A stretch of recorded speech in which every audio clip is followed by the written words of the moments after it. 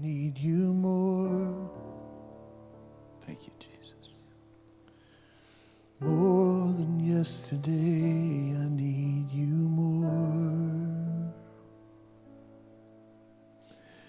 More than words can say, I need you more.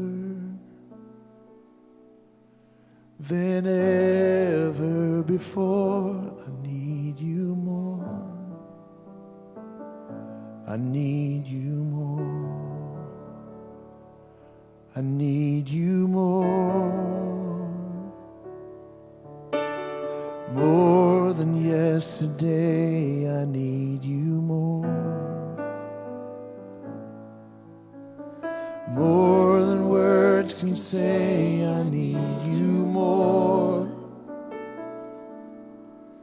Than ever before, I need you more. I need you more. More than the air I breathe, more than the song I sing, more than the next heartbeat, more than anything. And Lord, as time goes by, I'll be by your side. 'Cause I never want to go back to my old life. I need you more.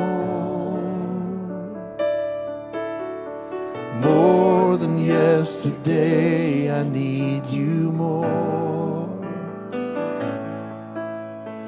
More than words can say, I need you more.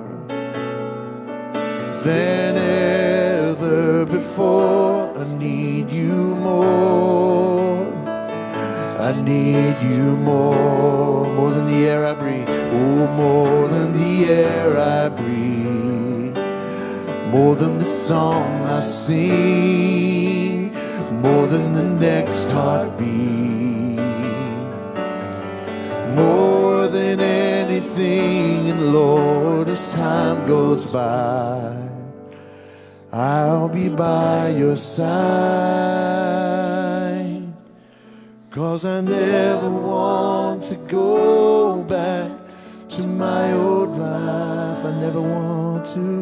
No, I never want to go back to my old life. Oh Lord, I never want to go back to my old life. Sing it again. Oh, I never want to go back to my old life.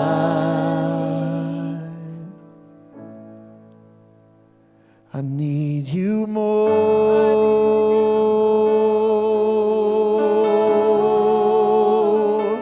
I need you more.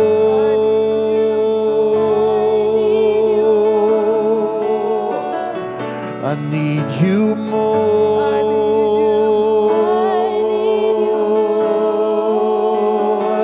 I need you more.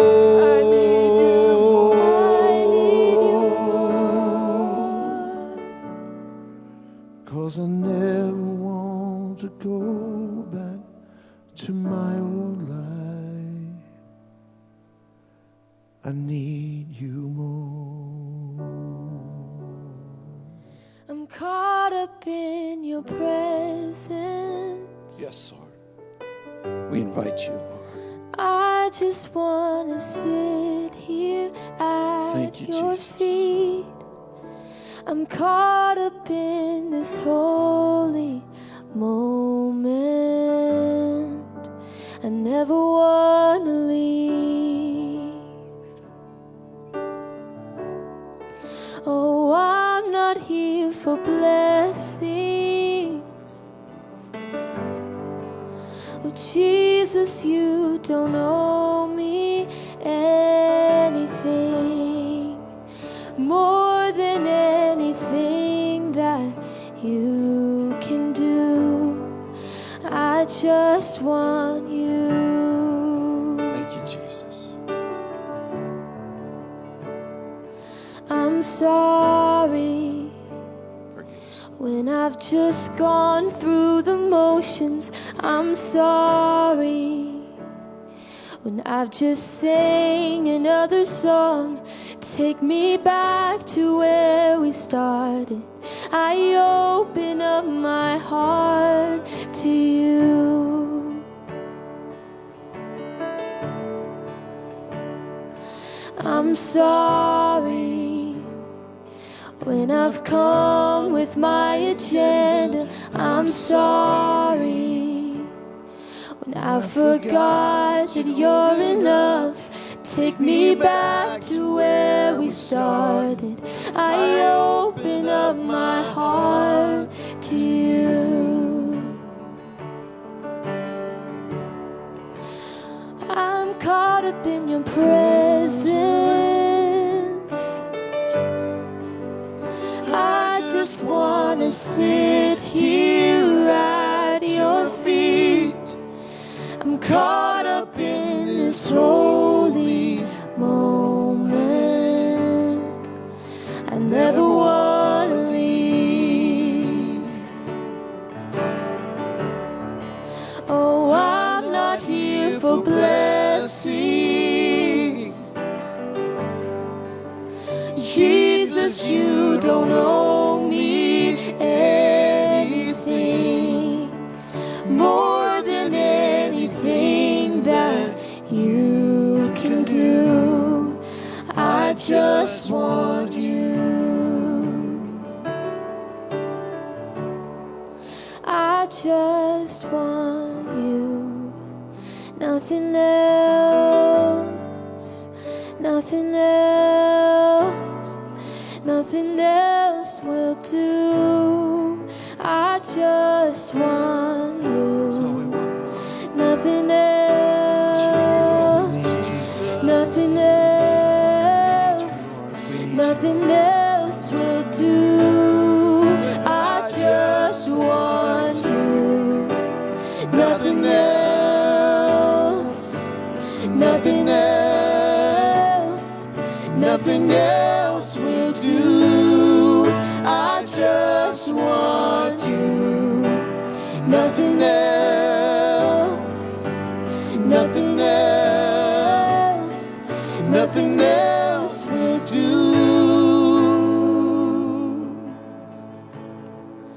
I'm caught up in your presence. Thank you, Jesus. I just wanna sit here at your feet. I'm caught up in this holy moment. I never wanna leave.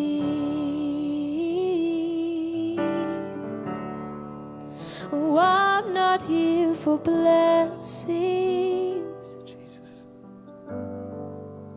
Jesus, you don't owe me anything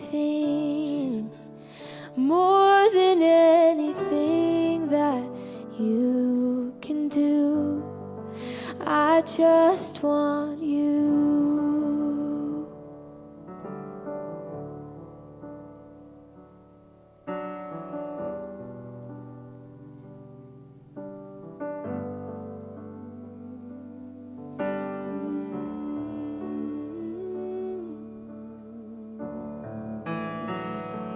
Just want you, Jesus. You're all I need, God. Nothing else will do. I just want you. Nothing else, nothing else, nothing else will do. I just want you. Nothing else, nothing else, nothing else will do. I just want you. Nothing else, nothing else, nothing else will do. I just want you. Nothing else, Nothing else, nothing else will do.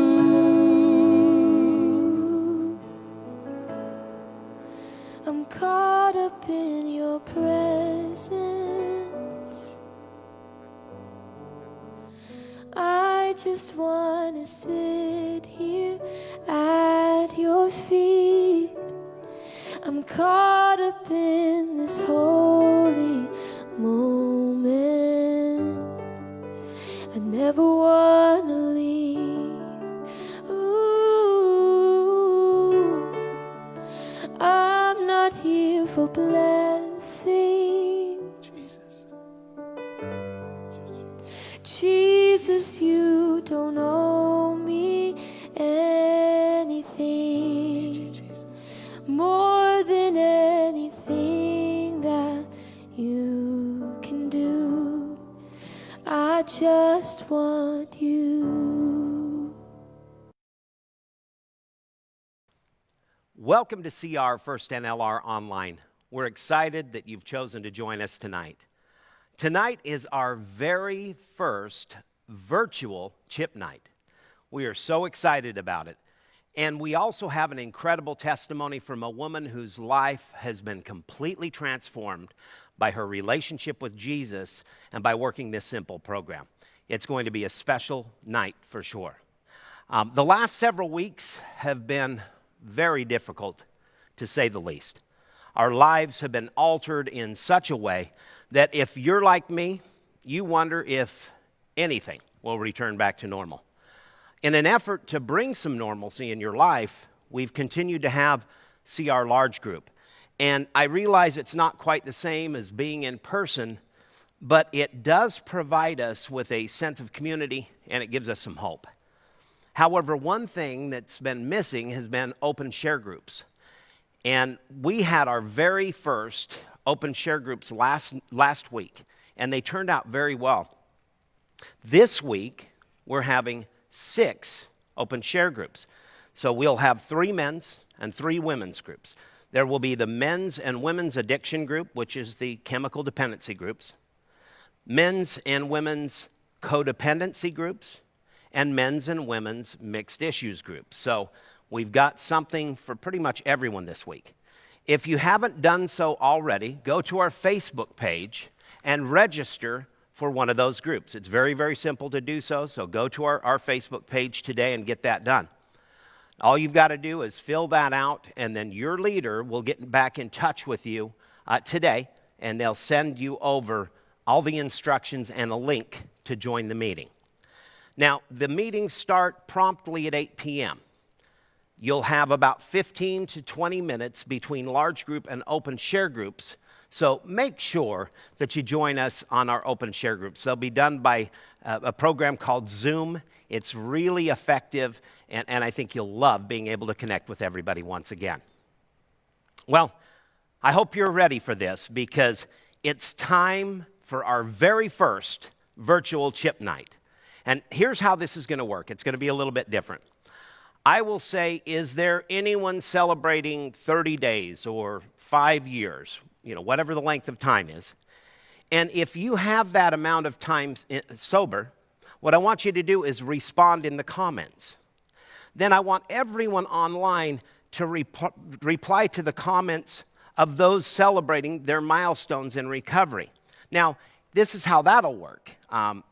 It'll kind of be like a virtual hug. We'll have men will comment to the men, and women will comment to the women.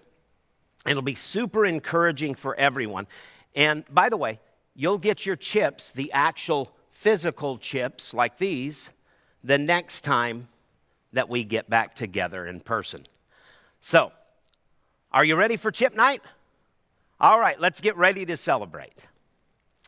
First off, is there anyone that has 30 days of sobriety, 30 continuous days and nights of sobriety? If so, I want you to comment right now. This is the chip, the 30-day chip right here. We're excited for you. It's been an awesome, awesome journey the last 30 days, and we're excited for what God's going to do in your life.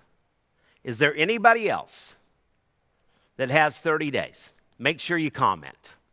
And like I said earlier, please encourage those who are getting this chip. This is a huge, huge deal. 30 days of sobriety.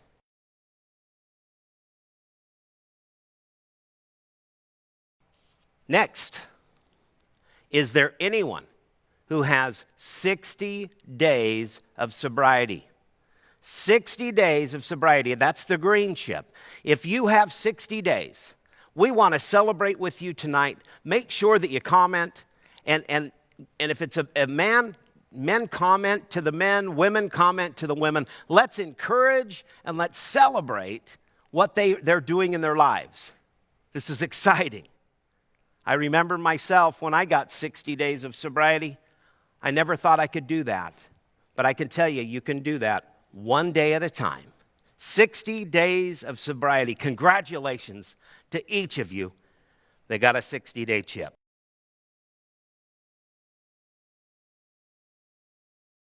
Now, we're getting a little bit longer. This is 90 days. My old sponsor told me it's 90 days and 1,000 nights of sobriety. Does anybody have 90 days of sobriety? If so, make sure you comment. And like I say, folks, let's encourage these people. This is such a big deal. 90 days is a huge, huge accomplishment. Let's encourage them. I'm so proud of you. I know this. If you can do this for this 90-day period, you can do it for 91 days. So we're excited for you that you've gotten this accomplishment. Congratulations for 90 days of sobriety.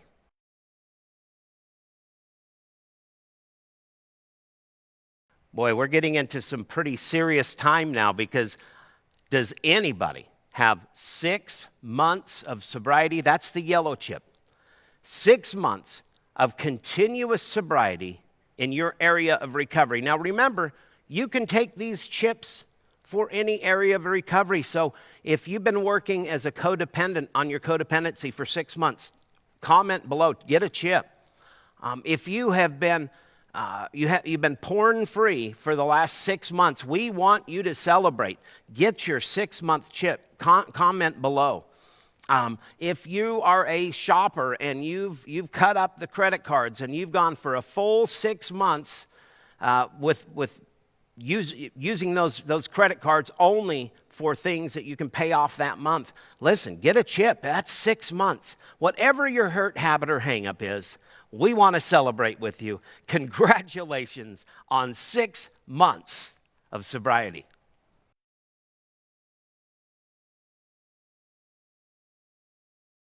This is the 9-month chip, and I always share this, that it takes 9 months to create a life as a human being.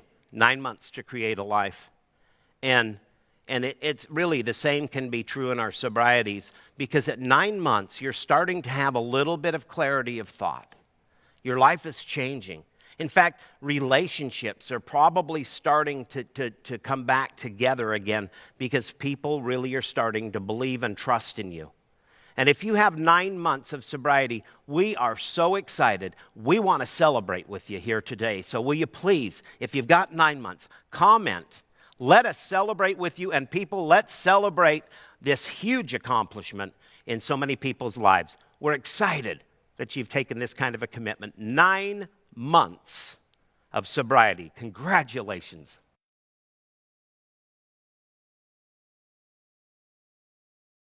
Well, now we are getting into what we call the heavy metal. And I'm not just saying that because I'm one of those guys who used to love that music. I'm saying that because this is the heavy metal. It's anything over a year. This is a 1-year chip I'm showing right here to you. And this is fantastic. On one side it says 1 year, and on the other side it says, my grace is enough for you. Is there anybody here tonight, or should I say online tonight, that is celebrating this huge milestone of 1 year of sobriety? We want to celebrate with you. Congratulations. You have made it for an entire year, and you are experiencing some of the promises of God, aren't you? Life is changing, and hopefully your relationships are changing. And we're so excited that you have had such a commitment to go 365 days of continuous sobriety in your area of recovery. So make sure you comment. If you've got a year, we want to celebrate with you. And let's make sure we're celebrating with these people. Congratulations to you.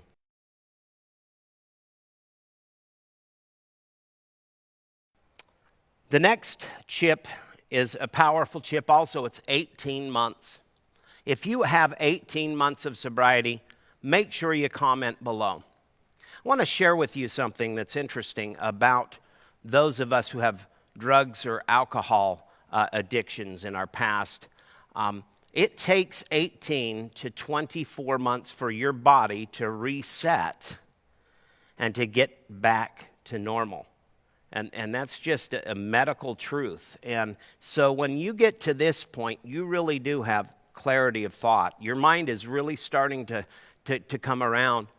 And for many of us that have been trying all of our lives to get sober, when we get to this point, we really can start seeing a difference in our lives. So if you have 18 months of sobriety, and again, in any area of recovery, we want to celebrate with you. I want you to know that the entire staff here at First NLR is excited for you. All of our leaders and volunteers at CR First NLR are excited for you. We want to celebrate, so make sure you comment, and let's celebrate what God has done in your life. 18 months of sobriety.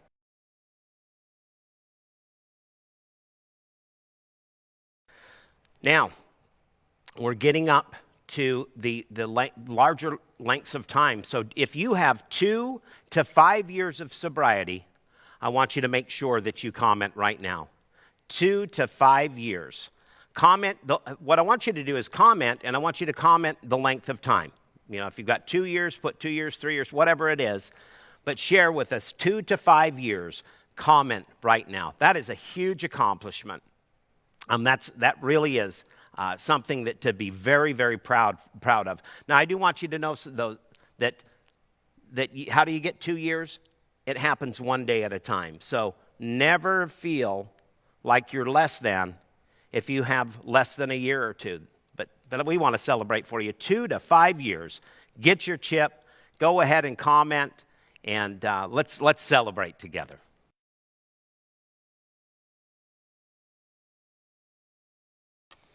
Now, I've got to tell you, it starts getting more sparse at this point because now we're talking about 6 to 10 years of sobriety.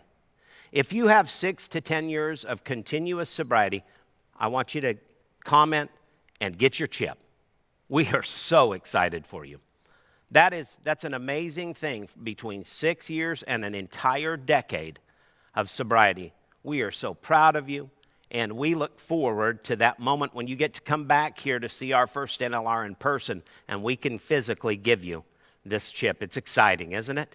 Congratulations on 6 to 10 years. Make sure you comment so that we can celebrate with you.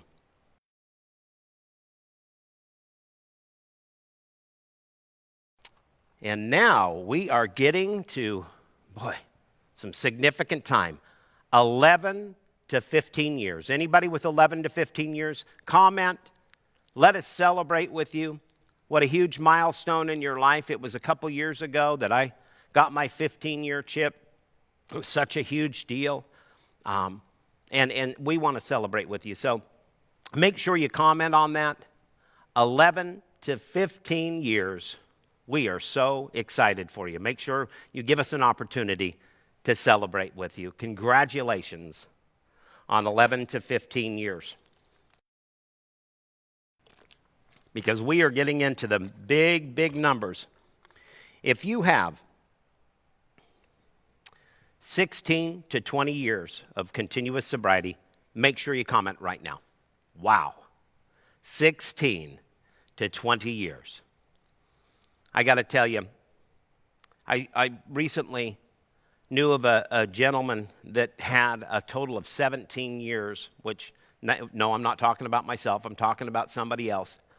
And he shared with me something that was very, very important about this.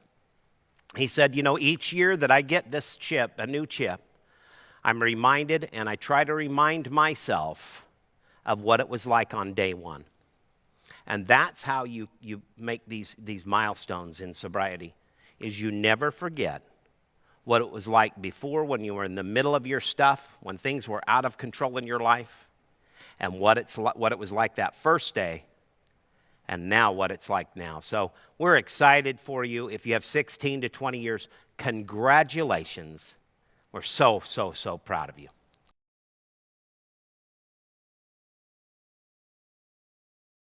And then the last group of chips that we give out is I call them the old timers, because these are people with 21 years or more.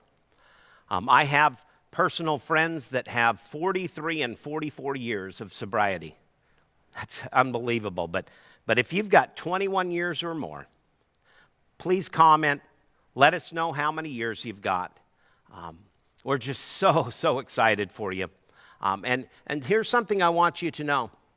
There may be somebody watching right now online, and this is the first time that you've ever attended a Celebrate Recovery meeting, and you're doing it online, and you've got years and years of sobriety in secular meetings. I want you to know you can get one of our chips when you physically come here as well.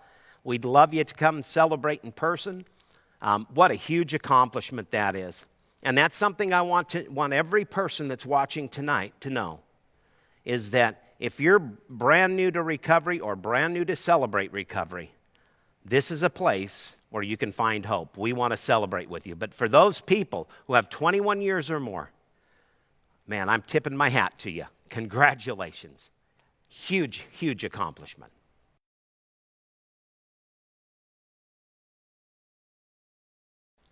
Now we've gotten to the most important chip of all, the desire chip, the blue chip. On one side it says, the journey begins.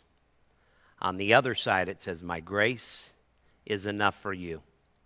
Here's the thing about the desire chip, and I share this with people all the time. You don't even have to be sober to receive a desire chip. You just have to have the desire to try this out, to try this program out and experience for yourself what it's like to have God at the center of your life and to work this simple program.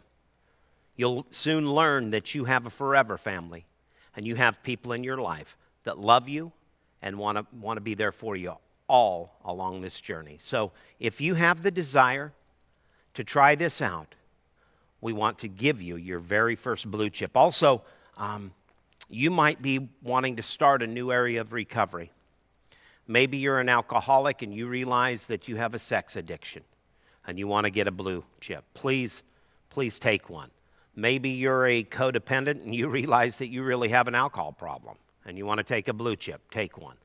Maybe you're a man who's sitting at home and you're saying, you know what, I don't have any of these problems, but then it dawns on you. You have an anger problem. You have a control issue. You're a bit out of control. Listen, this is the chip for you. So I want to invite you to pick up your very first chip, or maybe it's your 15th chip, for all I know. If you have a desire to try this lifestyle out, this new life in Christ, this new life working these recovery principles, please comment.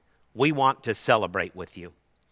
And everybody, I want to encourage you as you see people commenting that they're getting their blue chips. I want us to celebrate like we've never celebrated before. I want you to flood those comments with encouragement and words of edification, because this is the greatest thing in the world, is to take that first chip and learn that you can really, that you need the help that you need. You're powerless. You can't control yourself. You need help. And for some of you, you may be surrendering for the first time to Jesus. And if you're doing that or you haven't done that yet, I want to encourage you to surrender your life to Jesus. It's very simple. You just simply need to admit that you've fallen short. Just admit to Jesus that, Jesus, I'm a sinner and my life is out of control. And I need you in my life. You need to believe that Jesus is who he said he is. He's the Son of God. He's the Savior. Believe that he died and he indeed rose again from the grave. And he's alive today. And then you need to commit your life to him. And you say, Jesus, I commit my life to you. I commit my whole life to you. Every part of me. I confess my sins to you, Jesus. And I want you to make me clean. I make you Lord of my life. And if you do that, you literally, you're a new creation in Christ. So if you're accepting Jesus for the first time and you're taking your blue chip to accept Jesus, I want you to comment below. That's the greatest thing that will ever happen in your life. And the heavens are absolutely celebrating with you. Congratulations to every person who has taken a blue chip tonight. You are on the road to recovery. We're excited to see how God's going to change your life. Congratulations.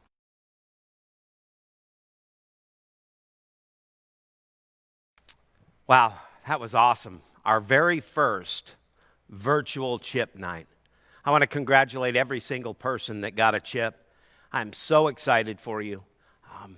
The entire CR staff and entire leadership team, all of the volunteers, we're just so proud of you. And here's what we always say. Keep coming back. It works if you work it. Keep coming back. I want to share really quickly before I talk about our testimony. I want to share with you our guarantee that we have here at Celebrate Recovery. Here's what I want to challenge you to do. If you're brand new and this is your first time in a Celebrate Recovery meeting, online or even physically, it's your very first time you're attending one. Here's what I want to challenge you to do. I want you to show up for 6 weeks in a row. I want you to show up when you feel like it, and I especially want you to show up when you don't feel like it. Just show up the next 6 weeks in a row. And after 6 weeks, I want you to evaluate what's happening in your life. And if you don't see any light at the end of the tunnel, you're free to leave. We wouldn't want you to stay if you're not experiencing life change. Because we offer a 6-week misery back guarantee. We'll give you your misery back. But here's what I know. If you stick around and you keep coming back for the next 6 weeks, you're going to start a new habit, and that's showing up to CR. And if you attend open share groups as you need to as well, and couple that in with your recovery, life is going to start changing, and you're going to start seeing hope, and you're going to see light at the end of the tunnel. So I want to challenge you.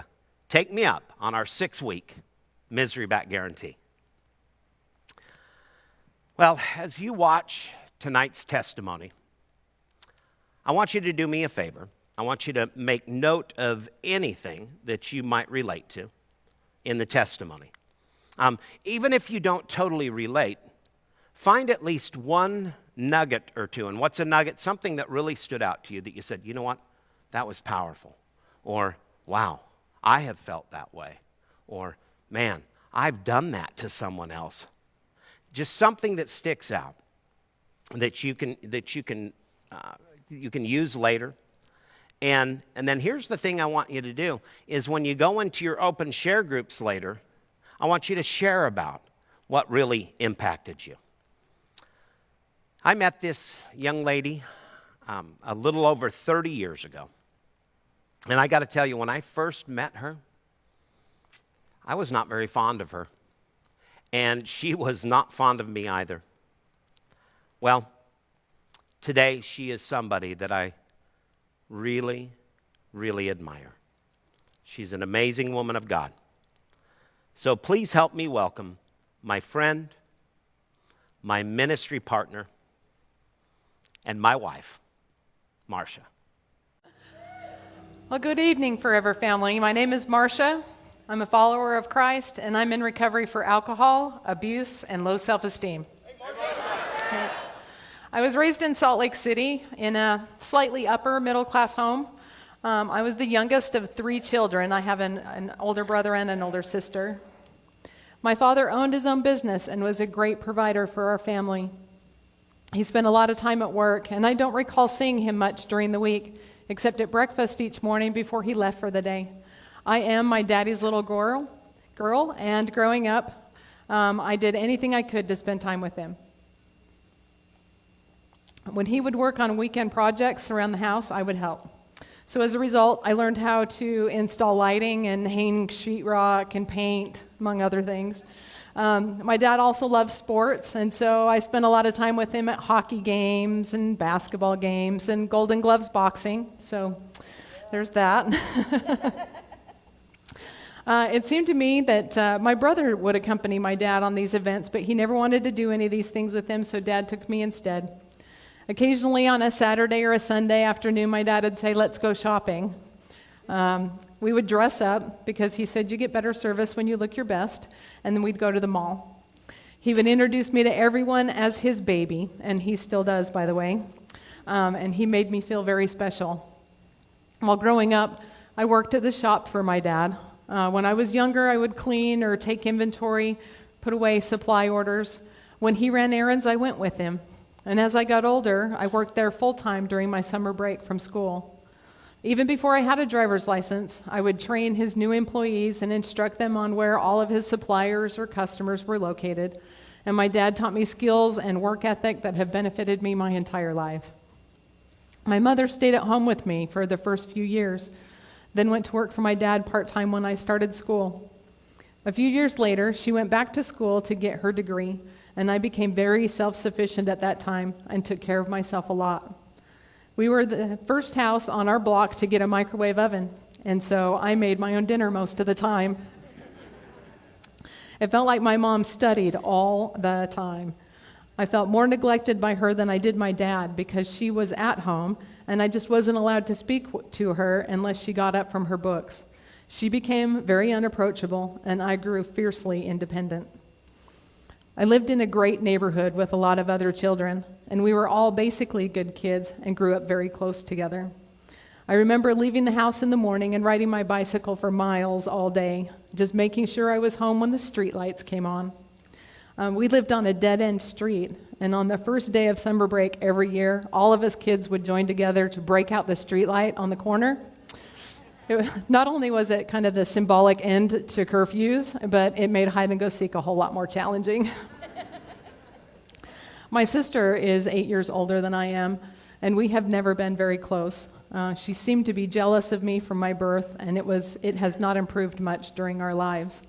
The age difference is definitely an issue, since I was just a pain that she had to babysit for years.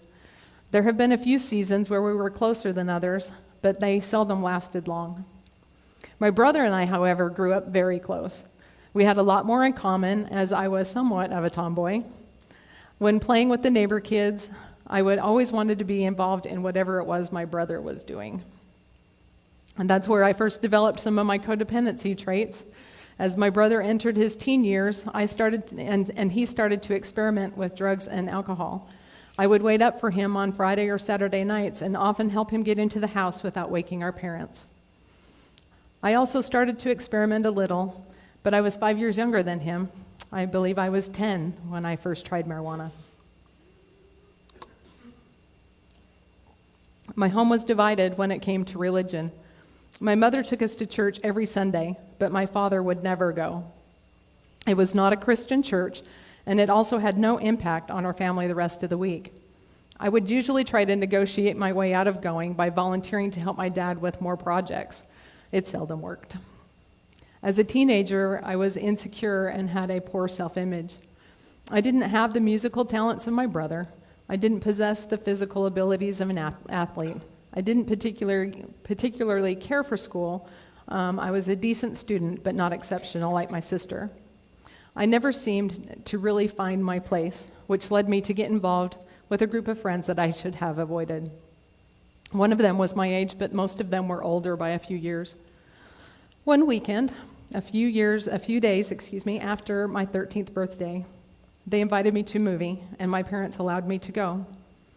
We got a ride to the theater from one of the other girls' mother, but we didn't make it to the movie. They had apparently made arrangements to hook up with some boys, and they picked us up from there. They had alcohol with them, and we drove to a secluded area behind the Capitol building. One of the boys took an interest in me and asked me to take a walk with him. We didn't get far before he was all over me, and I could not stop him. Later, the other girls said they could hear my cries for help, but they did nothing. Afterward, when they drove me home, they dropped me off around the corner from my house. As I walked up the driveway, I remember feeling relieved to be home. But as I entered, my parents were waiting for me, furious. During the night, they had been in contact with another of the girls' parents and discovered that we were not at the theater. They accused me of lying about what our plans were so that I could go out. This was the only time that I ever received the punishment of my father's belt. I said nothing to them of the night's events or anything for that matter. I just remember feeling broken and betrayed. Betrayed by what felt like everyone in my life, I completely withdrew into myself. I immediately quit hanging out with that group of friends. I was withdrawn at home and spent most of my time alone in my room. I didn't feel like there was anyone I could talk to or trust. At school, the other students now perceived me as stuck up because I wasn't friends with anyone. When they would hurl their insults at me, I just held my head high and said thank you. Even though I pretended not to be affected, I stuffed each word inside, and they would repeat over and over again in my mind.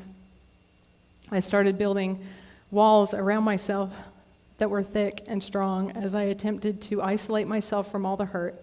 I took no interest in boys. I knew what they were about. The following summer, I had an opportunity to attend the best high school in the state. My parents took me to test with over 600 other students for a chance to be chosen for 8 openings in the coming year. A few weeks later, I found out that I had been selected, but because of my insecurity and my low self-esteem, I refused to go and registered instead for the high school I was zoned for. On the first day, I attended my first 3 classes and ditched the rest. On the second day, I skipped the first 3, but made it to the rest of them.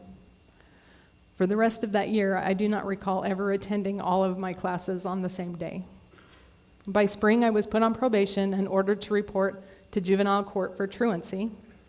And near the end of the school year, I ran away from home my first time. I was gone for 4 days. I ran away several more times and spent most of the summer on the street. When school started the next year, I was expelled the first day. Seems they'd had enough of me the previous year.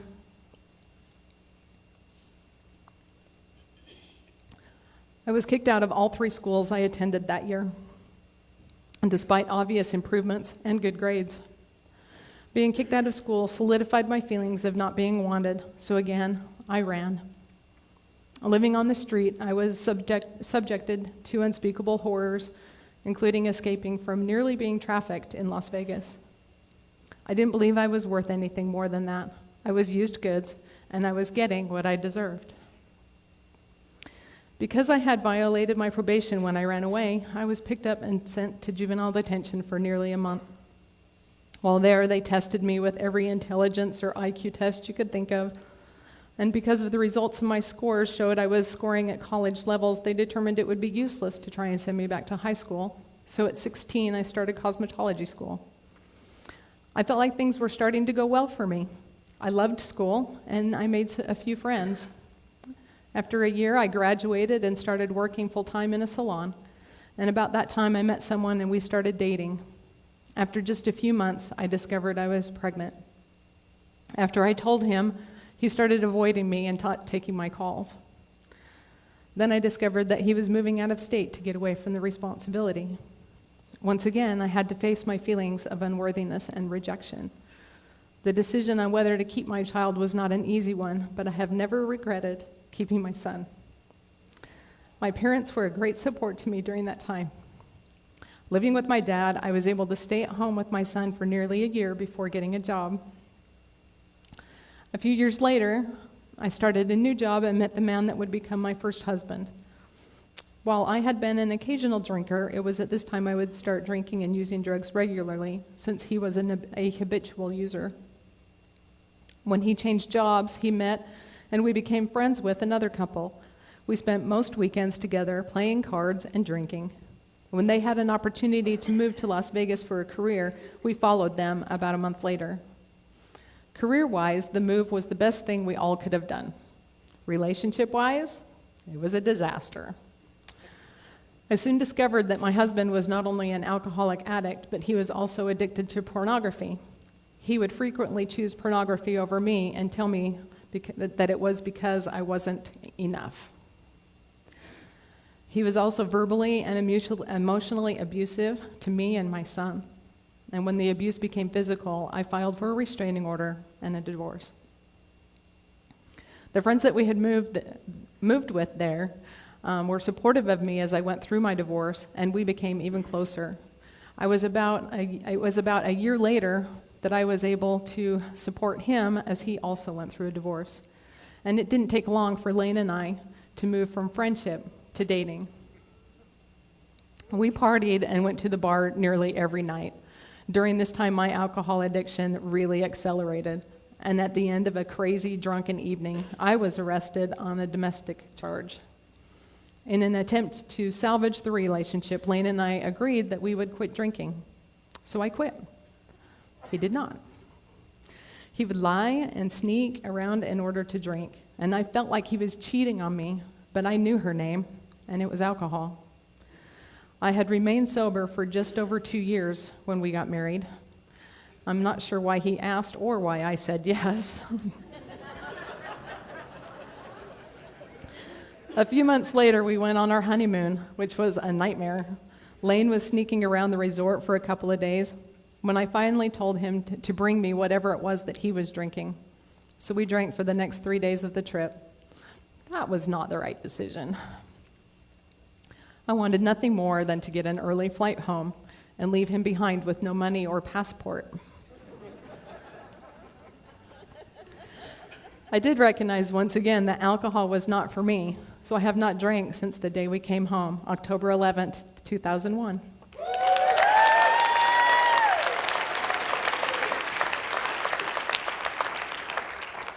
The next year was status quo.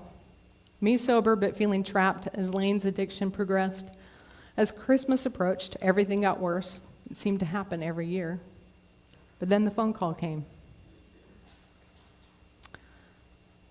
A week before Christmas, my uncle ended his life after getting his 3rd DUI. It was a whirlwind of emotions. Apparently it still is. As it seemed the rest of the world was joyously awaiting Christmas, I was mourning the loss of a beloved family member. After the funeral on the flight home, I was completely exhausted and emotionally drained. My emotional state did not improve as I was greeted by my husband, who, after being unsupervised for 4 days, was completely out of control in his addiction. 3 days later, the day after Christmas, he assaulted me and fled as I called the police.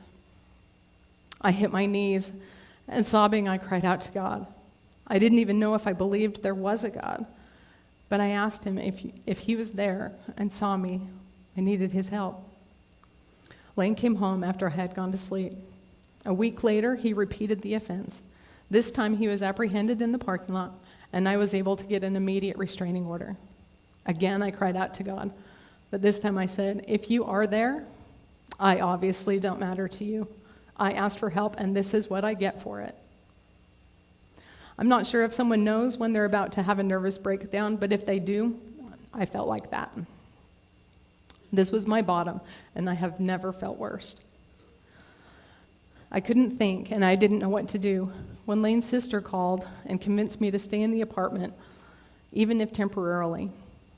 After a few weeks, I allowed Layne to come back into the apartment because I felt I owed it to her. I didn't trust him or even like him, and I was just biding my time until I could move on. Layne was going to AA meetings regularly, and at the prompting of his sponsor, my friend, I started to go with him occasionally. I didn't know why he wanted me to go. I didn't need these meetings. I had already quit drinking on my own.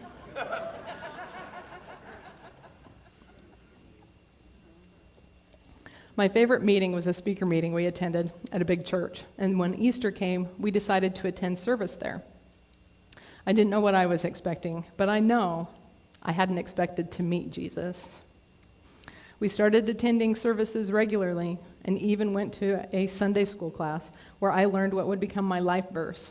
I am the way, the truth, and the life. And no one comes to the Father except through me. John 14:6. After a few months, they announced they were starting a Christ-centered recovery group, and that was my introduction to Celebrate Recovery. They didn't follow the curriculum for long, however, and in a series of events that led to some pretty deep church hurts, we left to find another church, NCR. Layne immediately got involved. I was less enthusiastic. Not only was I not committed to the church or to CR, I was not all that committed to my marriage. About 2 years into recovery, I was still unhappy and still wanted a divorce.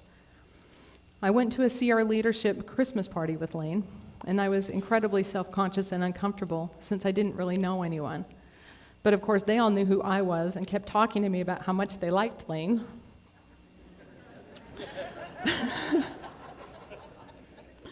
The one that won me over, however, was the ministry leader, Merlin.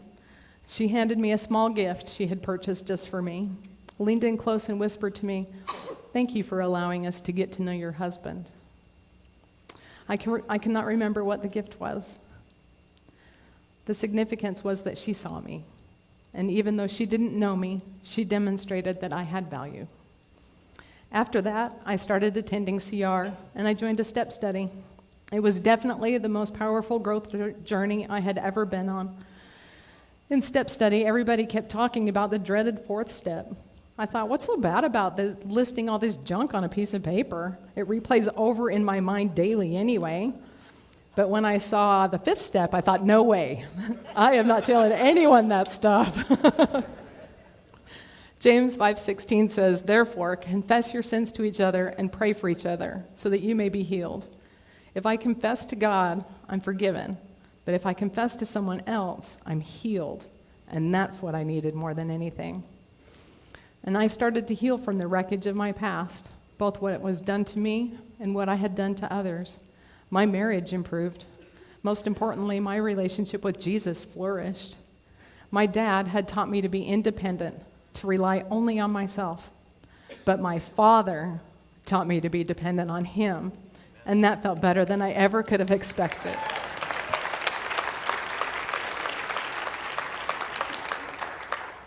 My favorite step is step 11. We sought through prayer and meditation to improve our conscious contact with God, praying only for knowledge of his will for us and the power to carry that out. When I pray, I draw closer to God and him to me, and in that place, I know I'm in his will. So in 2007, God moved us from Las Vegas to Little Rock. The complete restoration on my marriage allowed me to follow the call that God had on Layne's life, and I had never even visited here before. At that time, we thought God had moved us because of Layne's career, but he had so much more planned for us. There is no doubt that he directed us here for this church. When we first arrived, First NLR didn't have a CR, so we attended one across town. It was always our prayer that we could have one here, and 9 years ago, we invited some of the pastoral staff to a one-day that was hosted by the CR that we attended, and told them we wanted to start Celebrate Recovery at this church. At the time, I really had no idea how bold a request that was. They attended the seminar but declined to start CR and offered us a connection class instead. Although disappointed at the time, we agreed and Life Recovery Central was started. That is still going strong, and we've also added Saturdays too. If you haven't attended that yet, you should. It is quite special. So tonight marks 5 years since God answered our prayers, and we were able to start CR here.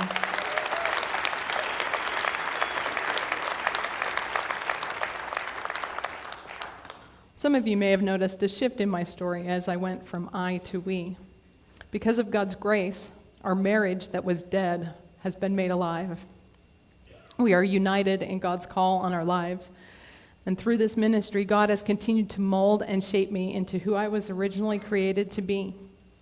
It has been amazing to see all that he has done, not just in my life or in Layne's life, but in your life.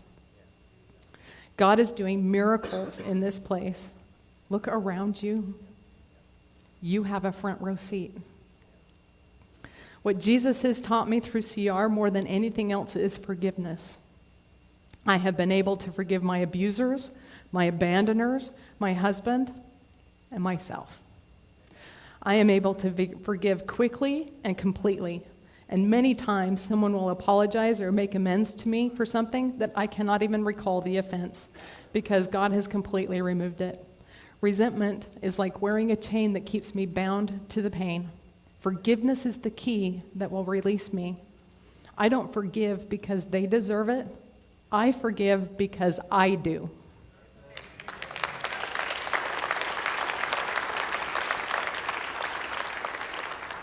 So if you are new here tonight, I want you to know that you're welcome, and I'm glad you're here. There is a significant difference in sobriety and recovery. We can be sober and still be stuck in a sea of bitterness and pain. And recovery is the process that God uses to rid us of pain. Recovery cannot happen alone. It happens in community, this community. So if your marriage or relationships are dead, there is life here. God restores. If you don't want to be here, I understand. I've been there too. God will come to you. If you are a runner like I was, you can stop. You can rest. This place has what you're running to: hope, love, acceptance. Even if you do not believe in him, Jesus believes in you. Surrender. His pursuit is relentless. God says in Isaiah 43:19, "See, I am doing a new thing. Now it springs up. Do you not perceive it? I am making a way in the wilderness and streams in the wasteland." Thank you for letting me share. I pray that you were blessed by celebrating Chip Night with us tonight and hearing such a powerful testimony. And as you go into your groups tonight, please share, like I told you earlier, what you related to in Marsha's story, or share that nugget that really hit you. Just share something of how this impacted you as you go into the open share groups. I want to thank you for joining us tonight. Remember to reach out to your accountability partners, reach out to your sponsor, stay connected. Because the one thing that the devil can do is in isolation, and we're in isolation, aren't we? He can really do some terrible work in our lives. So keep connected by calling your sponsors, your sponsor, your accountability partners, attending church online, attending CR, First NLR online, and especially attending the open share groups. The open share groups will start promptly at 8 p.m. Now, if you haven't registered yet, go to our Facebook page, fill out the form, and the leader will send you over the link so that you can join the open share group. We're excited that you're here. We're excited that you're working your recovery. And Marcia and I both want to tell you that we love you, and we're excited for what God's going to do in your life. God bless you. Have a great night and have great groups. We can do this together.